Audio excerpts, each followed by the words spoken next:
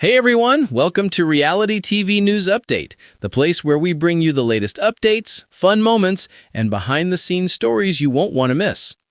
The Florida sun was already high when the first familiar face from BB27 stepped through the sliding doors of the Beachside Hotel. Tucker paused for a moment to take in the ocean view, as if he needed proof that this reunion was real. For months after the season ended, each player had scattered back to their normal lives. Yet this weekend, they were all being pulled back together by the same strange force that once locked them into the same house. A fan event had been planned in Miami, and the buzz online had grown loud enough that several house guests decided to arrive early. What started as a simple early arrival quickly turned into a mini reunion that nobody expected. Tucker was the first one there, but not for long. By the time he reached the pool deck, he heard a familiar laugh echo across the water.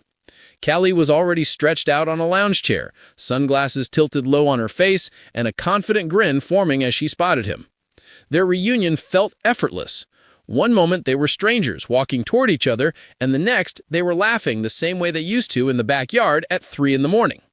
Time seemed to fold in on itself, as if the months apart had never happened. Soon after, Morgan arrived, rolling her suitcase across the tiled floor like she owned the place. She barely made it 3 steps into the hotel before fans started whispering her name. Morgan handled the attention with the same calm confidence she had shown in the house. She spotted Tucker and Kelly near the pool, and her face lit up as she rushed toward them. The energy shifted instantly as the trio reunited with hugs and laughter that turned a quiet hotel deck into something that felt like a private party. By noon, more familiar faces appeared. Vince showed up wearing a baseball cap pulled low, but he could not hide his grin.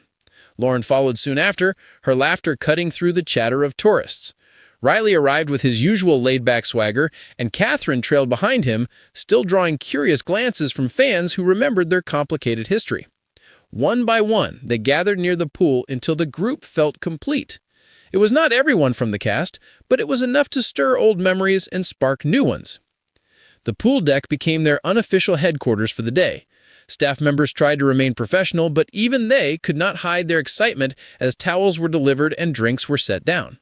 The house guests spread out across chairs and tables, talking over one another as stories poured out faster than anyone could follow. Tales of post-show life began to fill the air. Tucker talked about the strange feeling of being recognized at airports. Kelly shared stories of late-night live streams and non-stop messages from fans. Morgan spoke about how quickly life had changed and how strange it still felt to walk into public spaces without cameras following her every move. Vince and Lauren found themselves laughing about old strategy debates that once felt like life or death decisions. Riley leaned back and listened, adding a joke here and there, while Catherine watched the group with quiet amusement. Even with unresolved tensions from the season, the atmosphere felt lighter now. The pressure was gone. The competition was over. All that remained were shared experiences that nobody outside the house could ever fully understand. As the afternoon wore on, the group decided to head toward the beach. The walk itself became an event, as fans began to gather along the sidewalk. At first, it was just a few people who recognized them and called out their names. Within minutes, it grew into a small moving crowd of phones and excited voices. Tucker waved, Morgan posed for photos, Kelly stopped every few steps to hug someone or sign something. Vince kept shaking his head in disbelief, as if he couldn't process how quickly his life had shifted. At the shoreline, the group finally had space to breathe again. They dropped their bags into the sand and stood staring out at the endless blue horizon. For a moment, nobody said anything. The sound of waves replaced the roar of the crowd.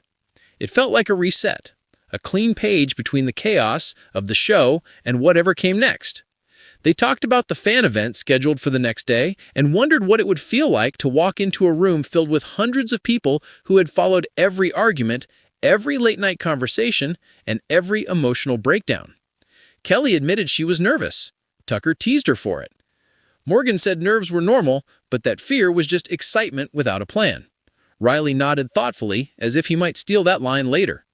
Catherine kept mostly quiet until someone asked if she felt ready to face the fans.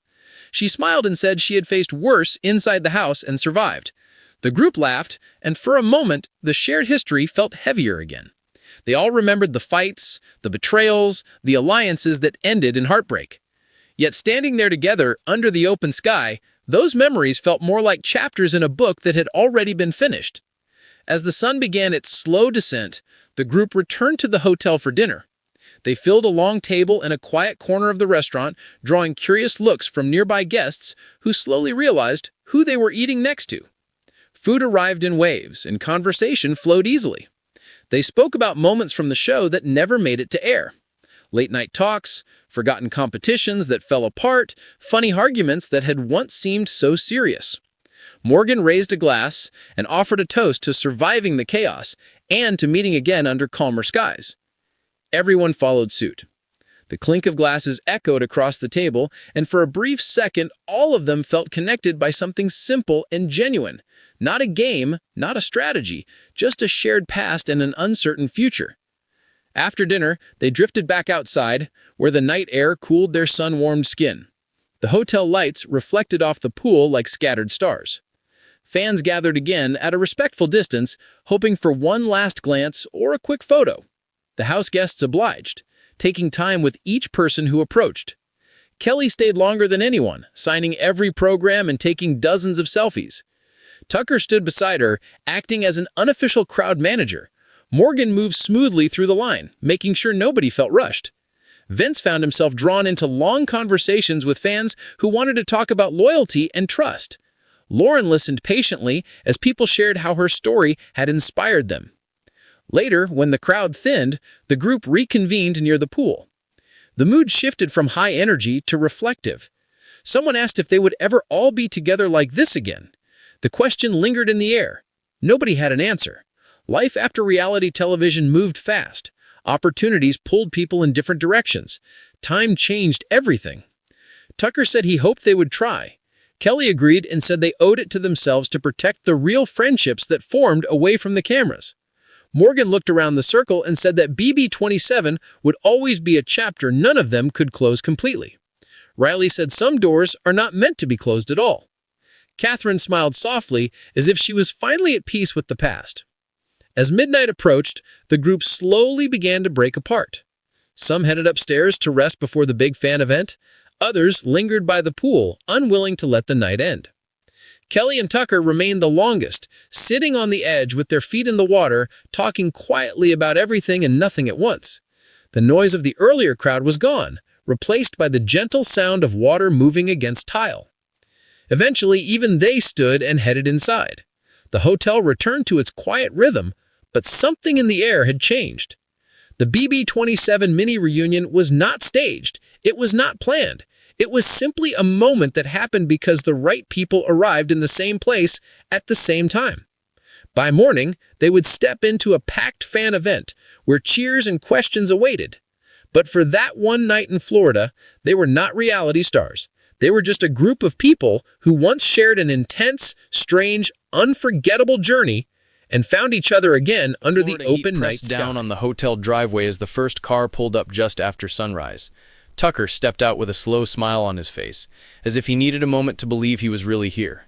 Only weeks ago, the world had only seen him through cameras and confessionals, yet now he stood in real sunlight with the sound of waves in the distance and the promise of something familiar waiting inside. Laughter soon echoed through the courtyard, and he turned to see Kelly walking toward him with that confident stride he remembered so well.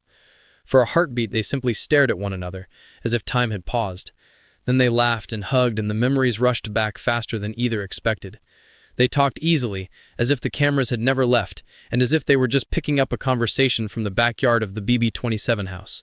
They spoke about how strange it felt to be recognized in public, and how messages from fans never seemed to stop.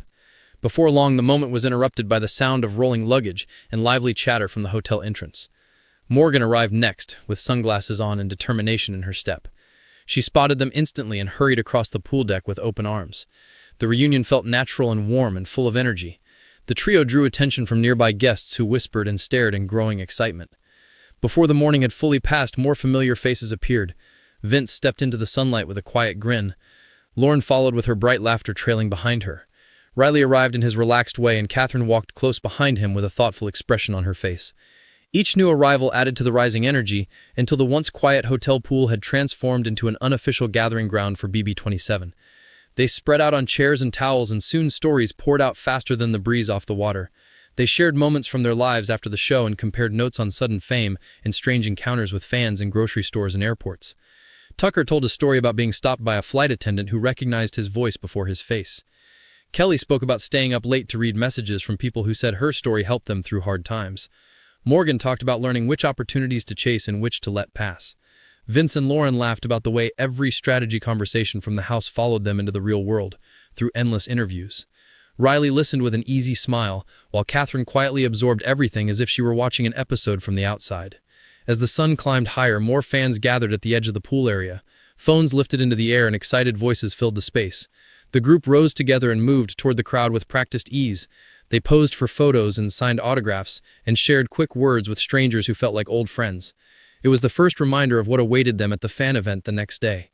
When the heat became too heavy, they decided to walk down to the beach. The group moved as one along the sidewalk, with curious visitors turning to watch them pass. The ocean stretched wide and bright as they stepped onto the sand. Shoes were kicked aside and the sound of waves took over. For a moment, none of them spoke. The water shimmered under the sun and felt like a reward after the pressure of the house and the noise of the world. Finally, Morgan broke the silence and talked about the event ahead. She wondered how it would feel to face hundreds of people who had seen every flaw and every fight. Kelly admitted she felt nervous. Tucker teased her and said nerves only meant that something mattered. Catherine watched the horizon and said the house had already tested them in every way possible. She believed they were ready for whatever waited in that ballroom. Riley nodded and added that the fans were the reason their stories had meaning beyond the walls.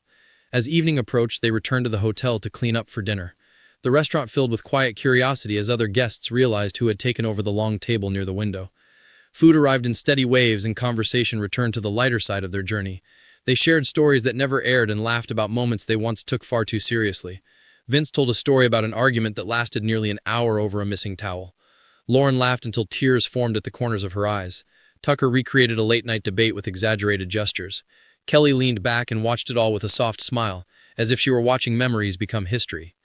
Morgan stood and lifted her glass. She spoke about survival and growth, and the strange gift of meeting people who truly understood her in a way few ever would. One by one, the others raised their glasses in quiet agreement. The simple toast carried more meaning than any competition one ever had. Night settled over the hotel in warm blue tones. Lights reflected off the surface of the pool, and the sound of music drifted faintly from somewhere down the street. Fans gathered again at the perimeter, and the group once more gave their time and attention with patience and gratitude. For many of those people, this was the highlight of their trip, and the house guests treated it that way. When the crowd faded, they gathered one last time by the pool. The mood shifted from celebration to reflection. Someone asked if this might be the only time they would all be together like this again. The question hung in the air, heavy and uncertain. Tucker said that no matter where life took them, this night would always matter. Kelly said real connections did not end with a season. Morgan said their chapter would never fully close even when the spotlight dimmed. Lauren reached for Vince's hand in a quiet show of friendship. Riley looked around the circle and said the best stories never truly end. Catherine nodded as if she finally believed it. One by one, they said their goodnights. Some headed upstairs to rest before the event.